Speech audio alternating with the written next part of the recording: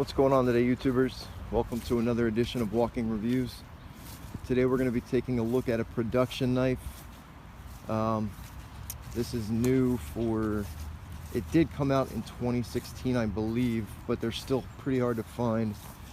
This is the Paramilitary 3 by Spyderco. And obviously a sized down version of the Paramilitary 2, which is a smaller version of the paramilitary, or the military rather. So let's go ahead and jump right into the specs. We have a blade length of right around 3 inches. Spyderco has it listed right at 3 inches. I measured it at a little bit smaller than 3 inches, like 2.96 or something like that, which I guess would technically make it legal in places where you need a sub 3-inch blade for carry, but it's so close to 3, I get why Spyderco listed it at 3. It's made of CPM S30V, which you don't see on too many new production knives since S35VN hit the market.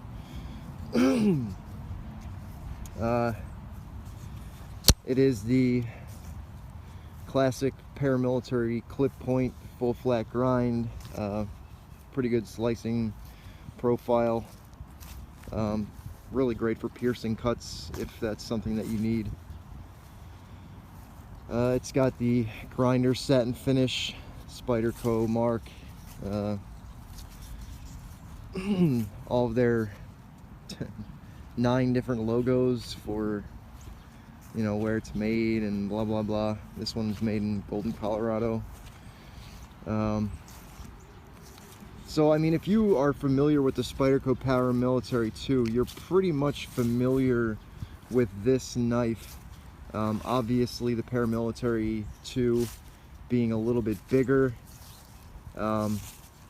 and this was supposed to be the more EDC friendly version, and I guess a lot of people wanted that, but well, let's keep going with the specs. Handle length is 4.3 inches with really nice grippy G10 handle scales. It's got stainless steel liners, obviously with the famous Spyderco compression lock, which is just a reverse liner lock.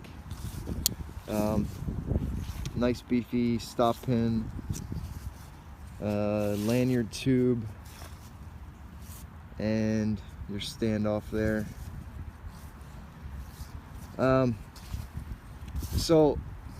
We've also got the 4-way adjustable pocket clip.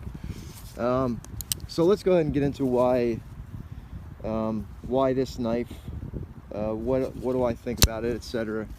I know that this was a much requested knife by paramilitary fans of the Spyderco Paramilitary 2 and the original Paramilitary. See, that's I'm gonna get into that. I don't necessarily agree with the need for this knife after they made the Sage with the compression lock, the Spyderco Sage. I don't know if it's 6 or 5, I forget. But they did make the Sage with the compression lock, which is, in my opinion, for this size, a whole lot better of a platform for the compression lock. The thing about the Paramilitary 2 is it had a 3.5-inch blade, so when you got the forward finger choil and the giant thumb ramp on the back, it gave you enough cutting edge to still make it a useful EDC knife. Whereas this, the utility suffers quite a bit from the lack of actual cutting edge. On a 3-inch blade, a full third of it almost is taken up by the forward finger groove. you really don't get cutting power till about there. So that's all you're left with when it comes down to what are you going to be cutting with. Now for a lot of people that's going to be enough. So that's one issue that I saw with it. Another, ergonomically the knife is fantastic. I know some people were saying that they missed the Paramilitary 2 because their hands were kind of sliding off the edge. I guess if you're not choking up to the forward finger groove, you could run into that problem. I'm still able to get, I mean, it's on the edge there, but I'm still able to get a 4-finger grip and properly use the thumb ramp on here, which, by the way, the jimping on these things is always great. Some of the best jimping out there. So what does that make this knife then?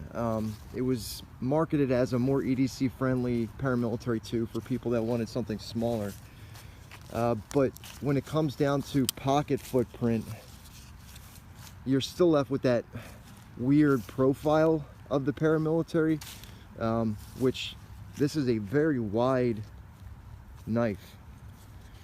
The giant thumb ramp and the shape of the handle makes this just about as unfriendly to your pocket as the Paramilitary 2. It's one of those knives where if you put it in your jeans pocket, you're probably not going to be able to fit much else in there. It's not super thick. It's decently thin, probably about average, I'd say. But as far as width goes, it's pretty wide.